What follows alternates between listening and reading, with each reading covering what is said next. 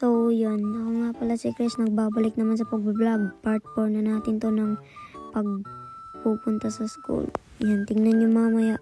Wala ako na dyan binidyohan yung pagtimpla ko ng uboy kasi ang haba-haba pa ng video. Tingnan nyo mamaya kung anong kalalabasan. Yan. Lagay ko muna yung laptop at jacket ko. Yan.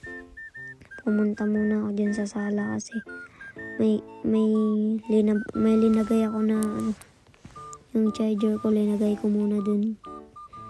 Kasi, yan, tingnan nyo mamaya. Yan, kain muna tayo dyan. Yan. Kung sa mga nagko-comment yan kung bakit daw pinapabilis ko yung pagkain ko. Kasi yung pagkain ko dyan, mahaba-haba pa yan yung video. Papunta na tayo dyan sa school. Tingnan nyo mamaya. Binuksan ko muna yung pintuan namin. Yan, umuulan dyan.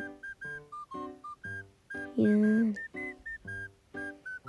Tingnan nyo mamaya kung anong kalalabasan ng school namin. Umuulan dyan, guys. Yan, kunin ko muna yung bike ko. Tika lang. Kunin ko lang. Ayan, nakuha ko na yung bike ko.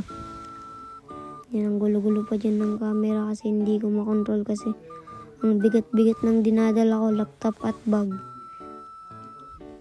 Yan.